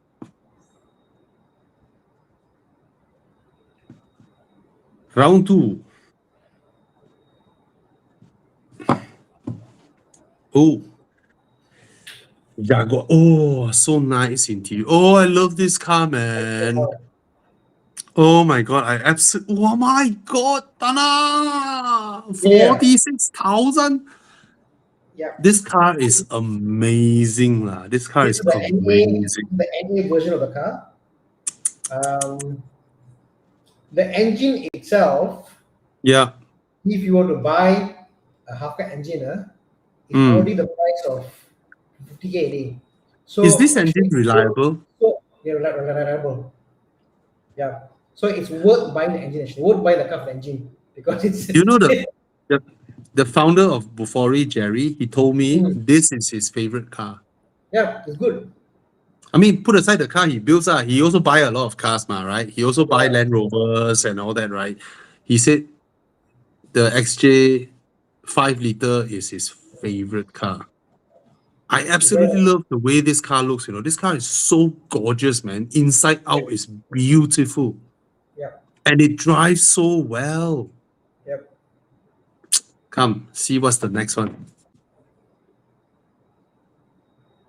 I still have a soft spot for this car, but now I don't dare to maintain cars anymore. Oh, Bentley, or the Volkswagen.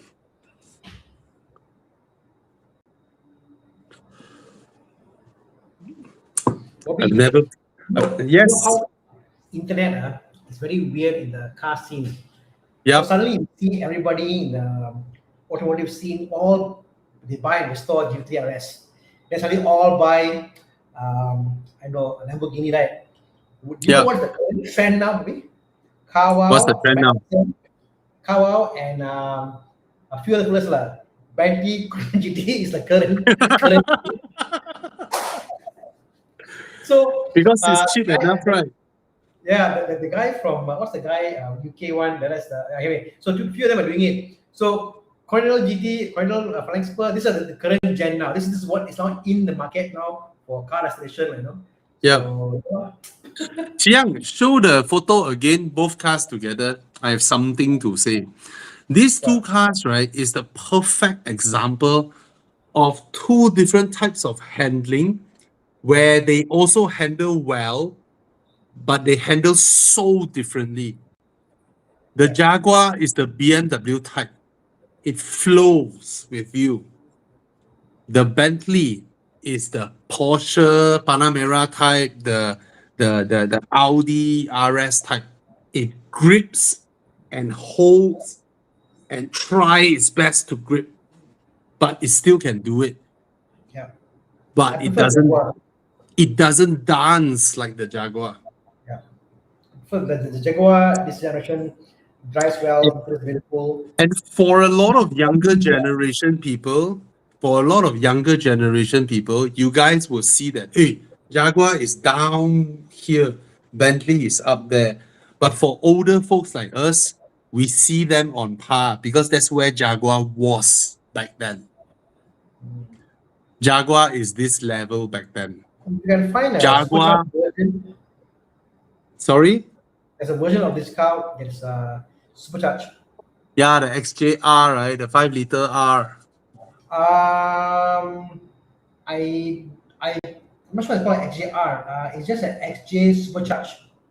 Oh, XJ Supercharger. Yeah. Wow, that But car is I just want people to know that back then in our hierarchy of brands, Jaguar is above Audi, BMW, Mercedes, is on par with Maserati, you know.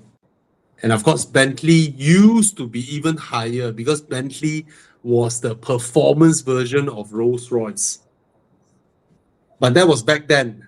When Volkswagen bought them, they turned them into these, and now you can see that the Continental GT era Bentleys have no value, but the ones that was before the Continental GT, the Arnage, those have really high resale value. Yeah. Bobby, is Mazda dying? No lah, they won't lah. Just that they like to put themselves on the verge of profitability all the time. When they earn money, right, they feel uneasy. They're like, oh, too much money in the bank. Let's waste some money on R&D. Let's give people engine for the same car. yeah, let's build something that nobody is asking. Let's have a rear-wheel drive, longitudinal engine SUV. Okay, come next, Chiang. Landslide Jaguar. Round 3. Civic FD2R. My favorite type R. I don't like the design, but it's my favorite type R. Oh, this one exterior so nice. Interior look like shit. But oh, sorry, FD2R. Do you like the R26, bro? Quirky, but I think in quirkiness, I prefer the Clio. In design, Ah, in yeah. design wise, I prefer the Clio. And the Megane, I know it can be a handful to drive. Mm, So I think whenever I drive any Megane, I always feel like I become maybe I'm a person. mm, I can become crazy on drive cars, like, yeah. Megane really pushes me to the zone. I become a bit crazy. A I'm sure bit the crazy. FD2R will do the same to you. It will, it will, it will, it will. They definitely will. But somehow that I feel that Megane you cannot drive any other way. FD2R makes me crazy, you know. Whereas the FK8R, right, I treat it like a golf. Oh yeah, okay. I see. Yeah. Yeah. How I wish the exterior design is Megane, and then interior is the Civic Type R, and then pop open the engine bay is the Civic Type R engine. I don't Oh, like the way the Civic looks. Remember back yeah, then we have Civic, I hate the looks. I don't which are like the looks. hatchback, all the Euro type R, they had the different looks of the Civic. That Yeah. was nice. Now all the Civic is like same. Yeah. I Yeah. don't get that. Mm. My only problem with that. Okay, come. Next, last. Let's do it. Last round. Round 4. Ooh, Apa ini? It's a Lambo. Lamborghini Spider. No. Gallardo Superleggera. 多少钱? Okay, 580,000 Superleggera. Come. I can't afford. Is that Turbo S? I think everybody will vote for the Porsche lah. Right. Uh, Aiyo. Aiyo. I'll go for the Lambo lah, in this case. Aiyo. So overpriced. Oh. So overpriced. Oh. I've never voted as fast because that shouldn't be the price for a Turbo S. But it's a dot two lah. Probably got people think that is. Oh well. Oh well. Let's see how people vote. I thought most people would vote for the 911 Turbo. It should be a GT3 equivalent lah. Lambo Gallardo should be a GT3 It's equivalent. funny, right? First time Porsche 911 buyers all would dream of the Turbo. And then after they own the Turbo, they'll want a GT. I had a comment from a guy with a 992 Turbo, and he was saying that he's had many Porsches, like, Mm. saying the problem with driving a Turbo is I hate driving with other Porsche owners. I say, why? Car's too fast. And then the Porsche is slow. So I go with Ferrari, whatever, okay, like, I feel something, If I go other Porsche owners, they're all too slow. Crazy lah, Turbo. Too fast. Too fast. Sangat cepat. Okay, landslide again for the Lamborghini. All right, guys. Thank you so much for joining us. Probably next round we'll add some property in. The Deal Where's My Car thing is too long already. Yeah, just to let you all know, I am organizing a meet and greet session on the 24th. No, on the 24th, I'm going to bring a few EVs that I personally like. Then I'm going to do a meet and greet, and I'm also going to introduce one of our new colleague, KS. And you can come husband and wife because there's things for husband to do, there's things for wife to do. Because my new colleague, KS, his business is helping handbag collectors trade their handbags. Ooh. So he's going to bring some great deals over. So if you and your wife bring your wife over, and probably she gets to enjoy, to see something, a good deal, and then you yourself also get to mingle with us, drive some EVs that I like. Okay, on the 24th at SJCC Gallery. See you there. Mark your calendars, guys. 11 to 4 p.m. meet and greet session. I'll be there. And if Tana, you're free, you're more than welcome to What turn day up. is this? Saturday. 24th.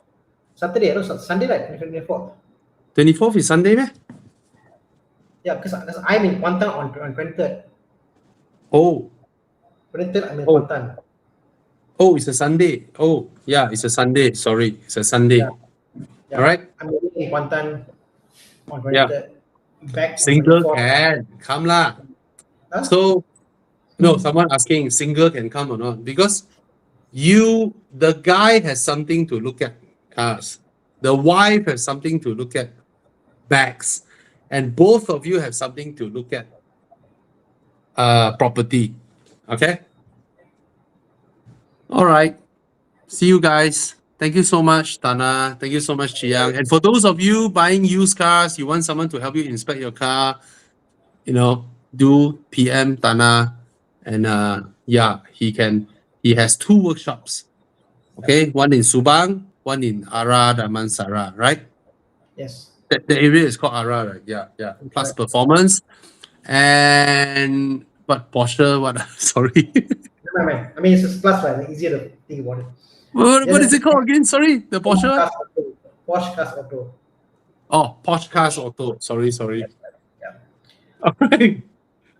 Good night, bro. Again, come over. Any help you need, you look at cars, PPI, or servicing, or Yeah. maintenance, rebuilds. We do a lot of Rebuild. getting the cars back to tip-top shape, man. A lot of our business now actually is like they buy used cars.